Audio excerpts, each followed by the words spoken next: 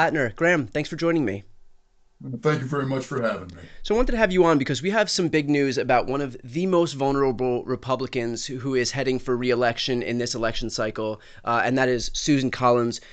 Collins is at a point that she's never been in before with her popularity. Polling is showing that only 38% of Maine voters approve of her performance, while 54% disapprove. So obviously that is a major vulnerability for somebody who's managed to kind of persevere in the Senate for a long time.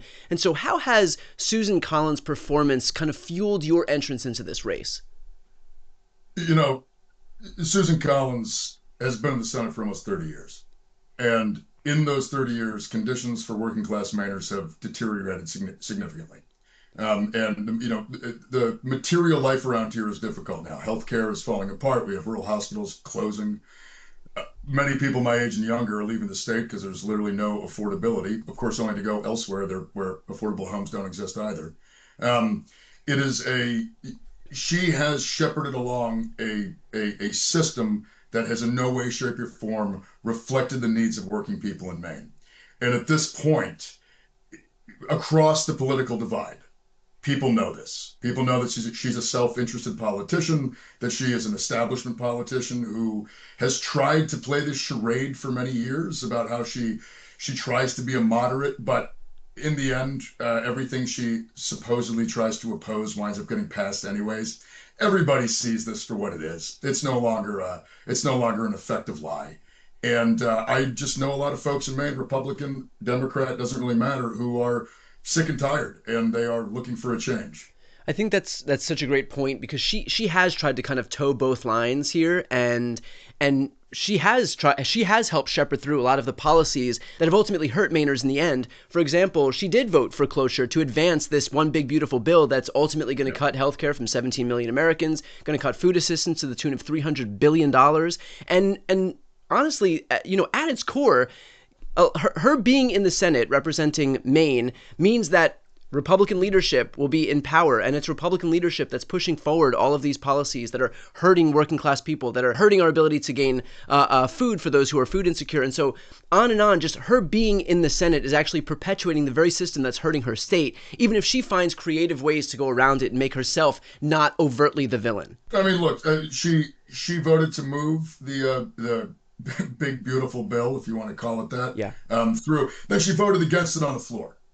And she wants to be able to say that, she opposed it because it's bad for working Mainers, but she didn't. She didn't oppose it. Nobody believes that she opposed it. Yeah. And she could have used her role, she could have used her position to hold it up, to make us actually talk about cuts to Medicaid, cuts to Medicare, and what those cuts were funding. Those cuts are funding tax cuts for the rich and the powerful. Just We are returning yet again to the same kind of trickle down economics that's failed us for 40 straight years. Right. And people know this. Her continued position to try to follow this line where she wants to appeal to folks as a moderate. She needs Democratic voters in Maine. She needs them. She can't win without them. And she's been trying to pull the wool over people's eyes for a long time, and that's not working anymore. On top of this, lots of Republican voters in Maine are also disgusted with her behavior because they just see an establishment candidate that is continuing to not support working people. Graham, I'm gonna put a campaign ad that you put online right up here on the screen. In many ways, we live in a society in which we've been told a story that power is not for us. Power is not for the people. There is a different class, a different type of person whose job it is to wield power, to be a CEO, to be a politician. This is not true. This is false. Power exists for those who are willing to organize and to take it. What I am asking you to do is to show up, to come out, to go to events, to knock on doors, to do the hard work, to do what is uncomfortable, and that is to connect with your neighbors. We are in a moment where a clarity of purpose and an ability to appeal to Mainers across the spectrum, from Republicans to Democrats, from progressives to conservatives, it is paramount. Right now, we are in a battle for the survival of our democracy and against fascism. All right, so that was an ad that you just released. I'm curious now because, this ad doesn't look like most Democratic ads. What fuels you? What is your campaign based on? Because obviously there's a lot to push back on as far as Republicans are concerned. There is an onslaught against democracy, against healthcare, against reproductive rights, against livable wage and unions and all of the things. But what is the affirmative message that your campaign has moving forward? If we are going to build a political system that represents working people, we need to send up working people. I'm an oyster farmer. I'm a combat veteran. I live in the town I was born and raised in. I'm up until a few weeks ago, I thought the highest political office I would ever hold is harbor master in my hometown. Yeah. If we continue to have a politics that does not represent and is not representative of the working class in this country, then I think we're going to continue having a politics that does what it has done for quite some time, which is mostly just serve the interests of the rich and the powerful. And I think at its core, the goal of my campaign is to build a sense of hope, is to build a sense of capacity and capability, that when working people organize and fight together, they can build power and they can use that to get the things that they deserve. And for me, I think one of the reasons why my campaign doesn't maybe look like others is because it's not like others. I'm literally just a regular guy. This is not I didn't live my life planning for the day that I was going to run for U.S. Senate. Yeah. But I've reached a point where I'm watching my entire community fall apart. And it's all happening because of policies that have been written and policies that have been enforced over a long period of time now that have just left the working class out of the equation. And I think it's time that we send people up who know what it's like to live down here, know what it's like to struggle, know what it's like to engage with their neighbors in the material reality that they are in, not some kind of weird fantasy political world that it seems often is thrown around by like the establishment. And I, at the end of the day, that's why I'm doing this, and that's really the core of my platform. How are you able to reach people who may have heard Donald Trump, not just in this past election cycle, but the previous election cycle, run his populist campaign and say, I'm out here, I'm gonna pass a healthcare plan that's cheaper and more comprehensive. I'm gonna pass an infrastructure law that's gonna help all Americans. I'm gonna pass a middle class tax cut. We're gonna have a manufacturing renaissance. That was his first term. Obviously, when he got into office, only passed a tax cut that overwhelmingly benefited millionaires and billionaires. This cycle, again, 2024, he was focused on the cost of eggs, the cost of groceries, the cost of rent, the cost of housing, came into office, passed himself another tax cut, and then, now he's focused on important issues facing Americans like building a $200 million ballroom and hosting crypto dinners for himself. So people have heard, this populist message before. They heard it from Trump, and obviously he wasn't willing to deliver. And so how do you differentiate? How do you talk to those voters who may have no confidence in politicians because they constantly hear people offering up economically populist messages, and they say these people are full of shit? I mean, the one real, well, there are two major differences. One, I think right-wing populism is incapable of delivering for people. I think we have seen that. I mean, it's in the end, it drums up emotion, and it directs disillusionment and hatred in all around minority communities, at immigrants, at all these kind of right-wing boogeymen, depending on what week we're in. Right. But at its core, it is not going to try to structurally change anything. And for me, it's not just about the populist message, it's about populist policy. It's about Medicare for all. It's about fighting for housing justice in this country, where we are not only taking taxpayer money and dumping it into building new housing, which we need to do, by the way, but to drive the price down. We also need to couple that with policies that are going to get Americans living in homes that they own at the time in their lives where they think home ownership is best for them. Yeah. Those are the things that we're going to push for. And so on one hand, I think the answer is the policies, the actual policies that we are going to push. Those will in fact benefit people. It's not just about emotion, it's about reality. But secondarily, it's the fact that I'm a normal guy.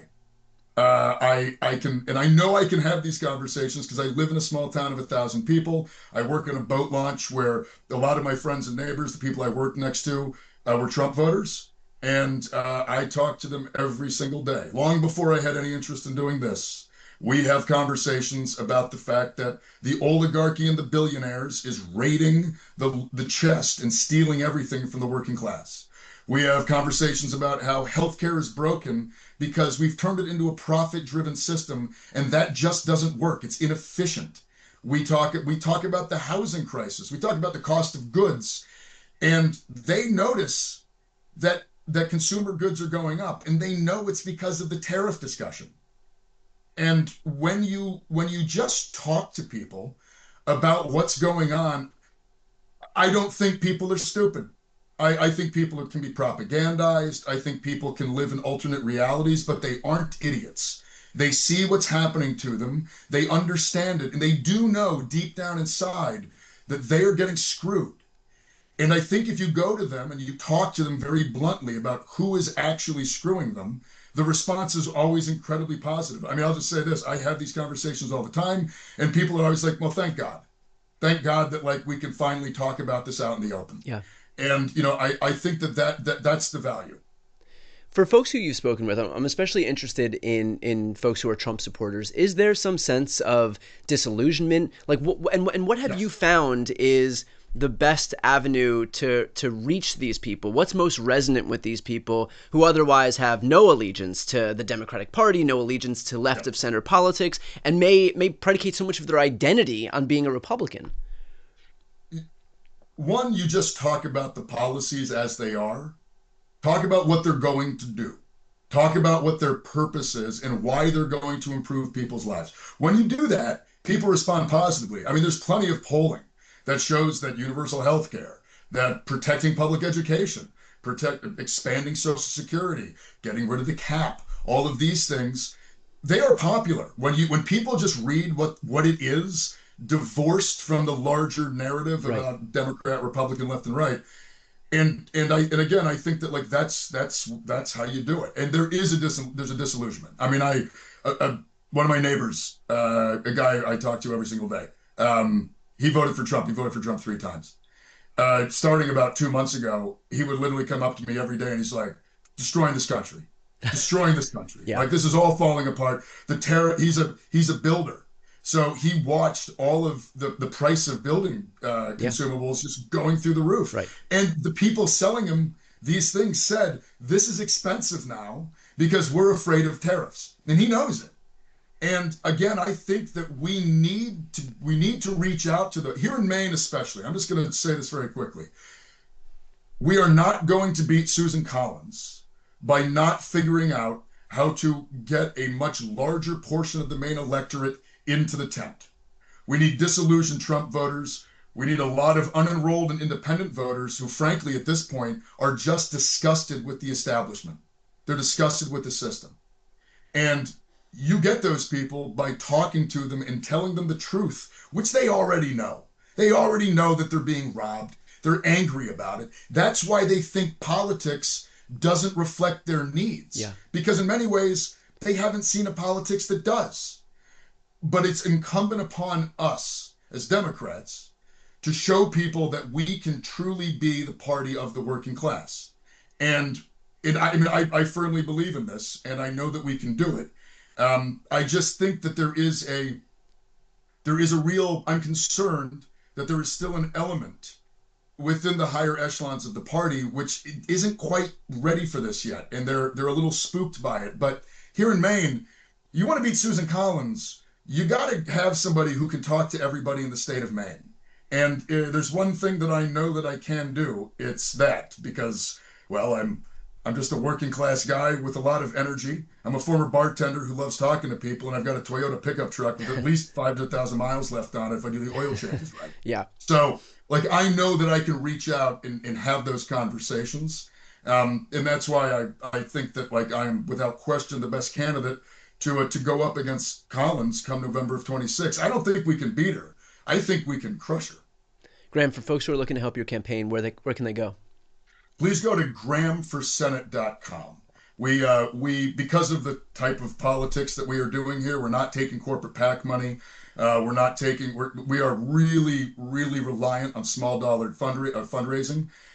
Every little bit counts. And if you want to help fight the billionaires, fight the oligarchy, and build a Democratic Party that is truly going to represent the working class, we can use all the help we can get. Well, Graham, you're a breath of fresh air, man. Highly recommend for everybody who's watching right now.